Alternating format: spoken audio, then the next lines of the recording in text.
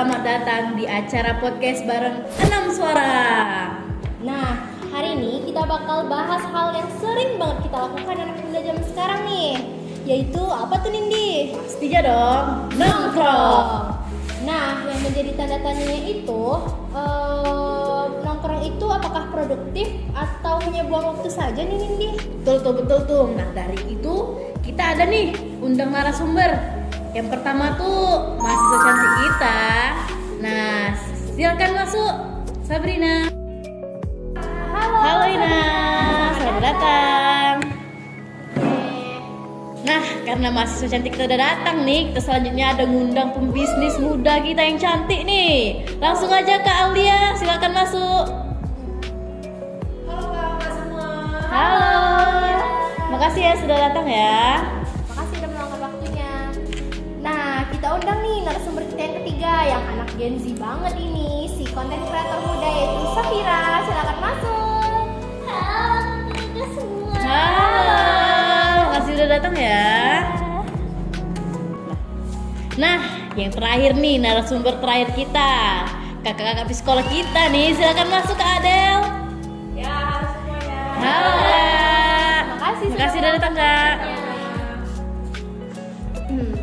Nah, untuk memulai podcast kita kali ini, saya terlebih dahulu nanya ke mahasiswa cantik kita ini ya, yaitu mahasiswa aktif kita dari Universitas Riau itu Sabrina. Halo Kak Sabrina.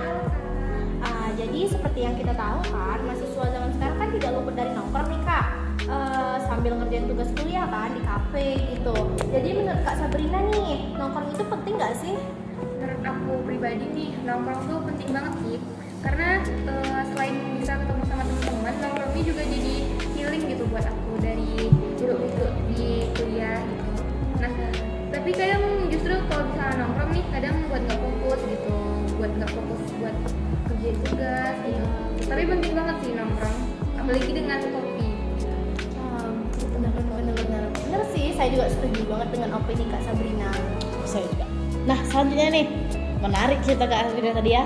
Kalau menurut pembisnis muda kita nih, gimana sih? Katanya nongkrong tuh setelah kerja itu wajib banget ya. Bagaimana sih pandangan kakak gimana? Gimana ya? Mungkin ya buat aku sendiri ya. Nongkrong itu bisa buat itu ngilangin stres kan. Cuman ya tergantung.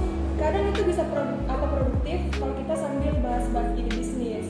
Ya cuman kadang-kadang ya ngeluh kerja sambil makan gorengan. Berarti itu jadi kunci utama pembisnis muda ya Kak, nongkrong itu. Oke. Nongkrong. Baik, aku nanya yang selanjutnya nih, kakak konten kreator kita, anak Gen Z banget ya kan.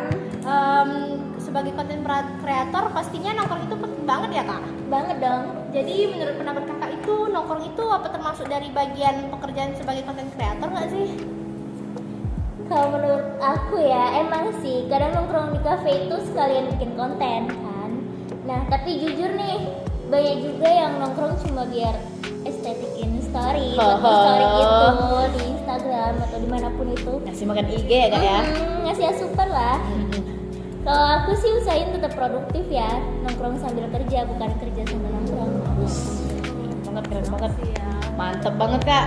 Nah, selanjutnya nih aku jadi penasaran nih gimana ya dari perspektif kakak solo kita ya.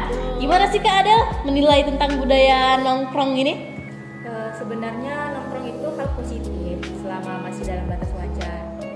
Interaksi sosial itu penting untuk menjaga kesehatan mental kita sebagai generasi Z itu kan, terutama bagi anak-anak muda. Tapi kalau nongkrong sampai lupa waktu atau jadi pelarian dari tanggung jawab ini, ya itu baru jadi masalah. Jadi Kak Adel intinya tuh bukan soal nongkrong aja ya, tapi tujuannya itu sendiri ya Kak Adel. Ya betul sekali. Kalau tujuannya untuk berkembang, berbagi ide atau menyenangkan diri, itu justru bagus. Tapi kalau cuma ikut-ikutan biar nggak FOMO, ya bisa dibilang buang-buang waktu. Mantap. Nah, sebelum kita selesaikan nih podcastnya, aku mau tanya nih perspektif pendapat kalian semua dari narasumber yang undang nih. Nah, jadi menurut narasumber sekalian nih, kalau nongkrong ini apa sih menurut kalian? Kalau aku pribadi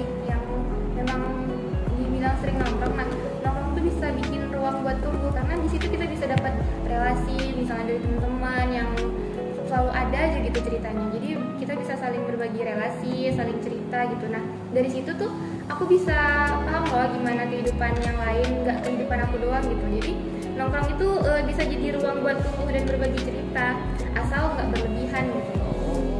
Gitu ya Kak. Pinter banget ya Kak Sabri ini. Pantes lah. Pantes jadi mahasiswa aktif di ini. Keren banget. Oke. Kalau menurut Kak Aul nih, gimana sih pendapatnya?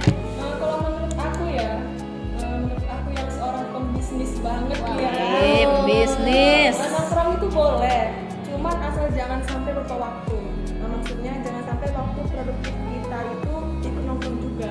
Ya intinya jangan berlebihan lah, kayak senang-senang itu boleh tapi ada batasnya. Bener banget, keren banget ya pembisnis muda kita nih. Pikirannya lebih luas gitu ya. Bener.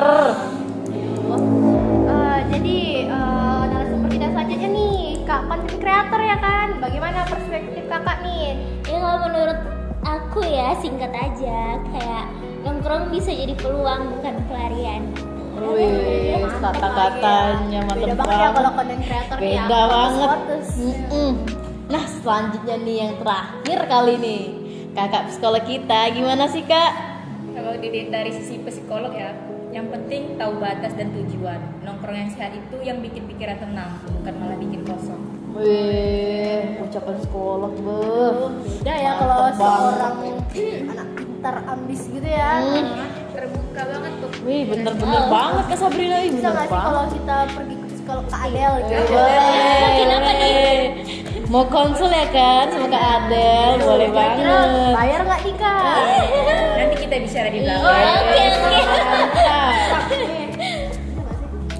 Wah, gak nyangka ya, keren-keren banget pendapat-pendapat dari narasumber kita ini. Bener. Jadi obrolan hari ini jadi seru banget. Aku gimana ya, enjoy aja gitu dengar pendapat mereka ya kan Kak ini. Banget. Jadi dengan kita ngobrol santai dengan narasumber ini, jadi kita dapat sudut pandang yang baik gitu ya Betul. untuk generasi sekarang gitu. Nah, terima kasih nih buat narasumber yang sudah menyempatkan waktunya datang ke podcast kami. Makasih banyak ya Kak. Terima kasih Kak. Jadi sampai jumpa ya di episode kita yang berikutnya dari Ngobrol Santai bareng 6 Suara. Bye bye.